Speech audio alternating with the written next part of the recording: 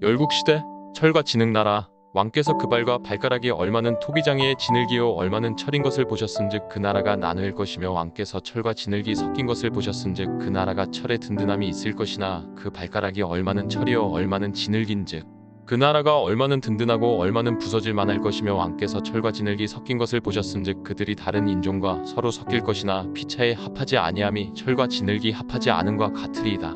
단 이 41-43 이 예언에 의하면 다섯 번째 제국은 없다. 네 번째 제국이 열 왕국으로 갈라진다. 철과 진흙이 섞인 것처럼 강하고 약한 나라가 섞이는 열국 시대가 도래한다. 오래전부터 성경은 세상 역사를 정확하게 우리에게 이미 설명해 주었다.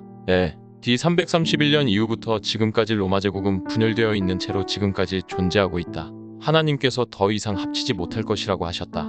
주님의 예언은 한 번도 어겨진 바가 없다. 로마 나라가 나중에는 좀 더 숫자가 많아지거나 적어진 적은 있지만 처음에는 정확하게 열 나라로 분열되었다는 사실을 역사가 증명하고 있다. 신상의 발과 발가락에 철과 진흙이 섞여 있는 것으로서 상징된 것은 어떤 나라는 강하고 어떤 나라는 약한 나라들일 것이지만 이 세상은 열국으로 나뉘어져서 공존하게 될 것이라는 사실을 상징한다. 4세기 중반부터 5세기 중반까지 북쪽에 살던 앵글로 색슨, 프랑크, 알레마니, 벌건디안, 반달, 훈, 수에비와 같은 민족들이 약해져 있는 로마 제국을 침략해 내려오면서 제국의 토지들을 각기 제 나름대로 점령해 나가기 시작하였다. 프랑크족은 지금의 불란서를 이루게 되었고 앵글로 색슨은 영국에 머물게 되었으며 수에비족은 지금의 스위스를 점령하는 등 지금 우리가 알고 있는 현재 유럽을 이루게 되었다. 성경 예언의 정확성을 다시 한번 살펴보자. 바벨론, 메데 페르샤, 그리스, 로마가 순서대로 일어나더니 인간의 생각대로 다섯 번째 나라가 일어나는 것이 아니라 다니엘 선지자가 기록한 대로 여러 나라로 갈라진 열국 시대가 되더니 어떤 나라는 철의 금속처럼 강한 나라가 되고 어떤 나라는 진흙처럼 약한 나라로 남아있게 되었다. 그런데 이 유럽이 다시 연합하게 될까? 아니면 다시 세계를 제패하는 다른 한 세력이 등장하게 되는 것일까? 다니엘 2장 43절에서 읽은 바와 같이 그들은 피차에 합하지 못할 것이다. 로마 제국의 멸망 이후로 여러 사람들이 유럽을 통합하려고 애를 썼지만 번번이 실패하였다. 살레망 대제의 시도도 실패하였고 나폴레옹의 유럽 정복의 시도도 결국은 수포로 돌아가고 말았다. 그 당시 유럽의 각 나라들은 왕자와 딸들을 서로 주고받으면서 결혼을 시켰기 때문에 왕족들의 피가 서로 섞이게 되었지만 성경에 예언되어 있는 것처럼 피차에 합쳐지지가 않았다. 피차에 합하지 아니함이 철과 진흙이 합하지 않음과 같으리라. 단 이 43글에서 나폴레옹은 워털루 전쟁에서 패배한 이후에 전능자와 싸우는 일은 내게는 너무나 큰일이다 라고 말하였던 것이다. 히틀러는 온 유럽을 정복하는 일에 거의 성공한 듯이 보였을 때인 1941년 3월에 감히 다음과 같은 말을 한 적이 있다. 우리는 하나님의 도움이 필요 없다. 우리는 하나님 없이 우리의 무기로 이 전쟁을 싸울 것이다. 우리는 그의 도움 없이 승리를 거둘 것이다. 히틀러의 군대가 연합군을 영국 덩커크 해협으로 몰고 가서 거의 물속으로 밀어 넣으려 하던 가장 긴박한 상황에 있었을 때 그렇게 좋던 날씨가 갑자기 흐려지더니 영국 해협의 안개가 짙게 내려앉았다. 그날 밤 윈스턴 처칠은 영국 국민들에게 방송으로 호소하여 모든 배들을 가지고 나오도록 하였다.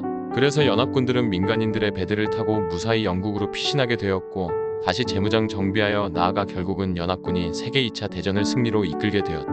참으로 아슬아슬한 순간이었다. 하나님께서 연합군을 도우셨던 것이다. 성경의 예언은 그들이 서로 섞일 것이나 피차에 합하지 아니할 것이라고 말하고 있다. 뜨인 돌의 나라, 세상 끝 이 세상의 장래는 어떻게 될 것인가? 인류의 역사는 바벨론 시대를 지났다. 페르시아 시대도 지났다. 헬라 시대도 지났다.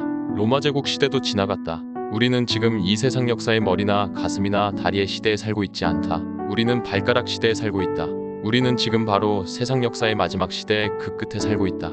과연 이 세상의 역사는 어떻게 끝나게 될까?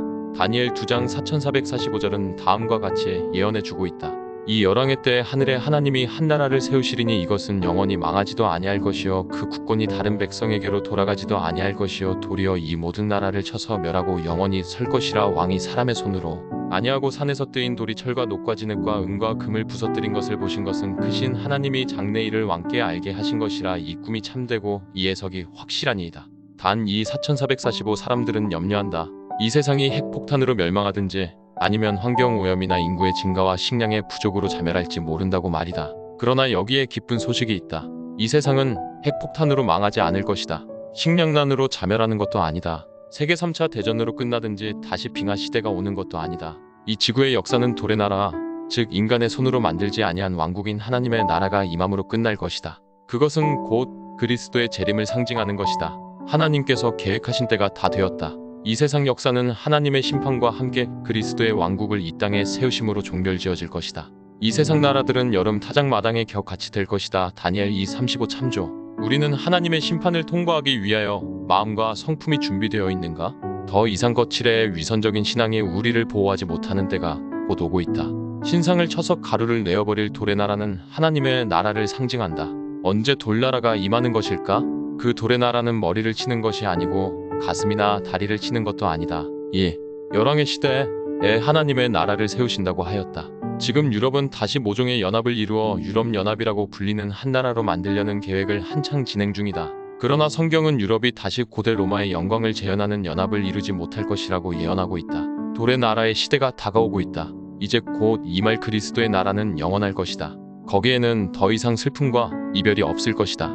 고통이나 질병이나 죽음도 더 이상 없다. 거기에는 다시는 위험이나 굶주림도 없을 것이다. 죄의 역사가 영원히 끝날 것이다.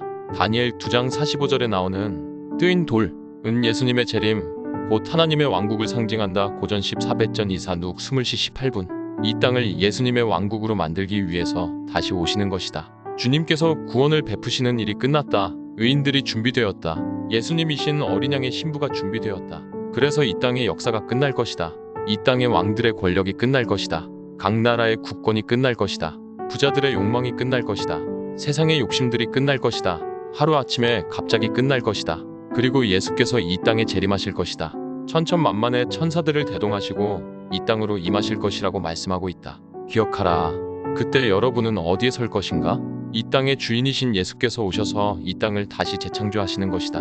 주님의 계명을 지키는 의인들만 살 수 있는 아름다운 하나님의 왕국을 만드시는 것이다. 거기엔 더 이상 죽음이 없다. 슬픔도 이별도 없다. 죄도 없으며 두려움도 없다. 이런 식으로 이 세상 역사는 계속해서 갈 수가 없는 것이다. 예수께서 오셔서 중지시키고 끝내셔야 한다. 그래서 우리는 주님이시여 어서 속히 오시옵소서 라고 기도하는 것이다. 우리의 유일한 소망은 그리스도의 재림이다. 여러분의 가장 중요한 소망은 무엇인가? 6. 하나님의 전도 방법. 이에 느부갓네살 왕이 엎드려 다니엘에게 절하고 명하여 예물과 향품을 그에게 드리게 하니라. 왕이 대답하여 다니엘에게 이르되 너희 하나님은 참으로 모든 신의 신이시여 모든 왕의 주제시로다. 내가 능히 이 은밀한 것을 나타내었으니 내 하나님은 또 은밀한 것을 나타내시는 자시로다. 단 2:4647 누가 이겼는가? 정복한 느부갓네살 왕이 이겼는가? 아니면 정복당한 다니엘이 이겼는가? 인간적으로는 다니엘이 정복당한 것 같았지만 하나님을 신뢰하는 젊은 다니엘이 그 옛날 제국의 왕인 느부갓네살 왕을 이긴 것이다. 이것이 주님의 방법이다. 이것은 하나님의 승리였다. 왕이 절을 했다고 했다. 그 다니엘의 꿈과 해석을 들은 다음에 너무나 감동을 받고 그 여호와 하나님이 참 하나님인 것을 알고 인정했다. 하나님께서는 한 제국의 황제에게 이 세상을 다스리는 자가 세상 나라들의 왕이 아니라 하나님 당신 자신이라는 사실을 알려주신 것이다. 사람의 손으로 만들지 아니한 뜨인 돌은 인간 나라가 아닌 예수님의 재림을 뜻한다. 하나님의 왕국이 임하는 것이다. 드디어 제국의 황제인 느부갓네살 왕이 하나님을 알게 되었다. 이 예언을 통해서 제국을 통치하는 것은 하나님이라는 사실을 알게 함으로 하나님께서는 그를 믿는 자로 만드셨다. 이때부터 느부갓네살 왕은 하나님을 두려워하는 자가 되었다. 왕이 이에 다니엘을 높여 귀한 선물을 많이 주며 세워 바벨론 온도를 다스리게 하며 또 바벨론 모든 박사의 어른을 삼았으며 왕이 또 다니엘의 청구대로 사드락과 메삭과 아벳느고를 세워 바벨론 도의 일을 다스리게 하였고 다니엘은 왕궁에 있었더라. 단 2:4849 다니엘이 그 큰 제국의 국무총리가 되었다. 그 다음부터 다니엘은 사신들과 전세계 사람들에게 하나님의 진리를 가지고 얼마나 큰 영향력을 미쳤는지 모른다. 바벨론 당시 이 다니엘과 세 친구 때문에 하나님의 진리가 온 세상에 퍼졌다. 이로 인하여 외국의 나라들이 두려워서 자기들만의 종교를 만들기 위해 애를 썼다. 그래서 조로아스터교 등 다른 여러 가지 종교들이 생겨나게 된 것이다. 기억하라. 하나님은 살아계신다. 이 단순한 예언을 보아도 주께서 살아계신 것을 알 수 있지 않는가? 이러한 이유 때문에 하나님께서는 바벨론의 왕에게 계시를 주신 것이다. 이렇게 감동을 받은 느부갓네살 왕은 이스라엘 백성들을 대신해서 하나님에 대한 진리를 온 세상에 전파해 주었다. 얼마나 효과적인 전도 방법인가? 우리가 주님을 신뢰하고 주님의 지혜로 가득 차서 다른 사람들로 하여금 우리의 성품을 보고 감동받게 하는 것이 하나님의 참된 전도법이다.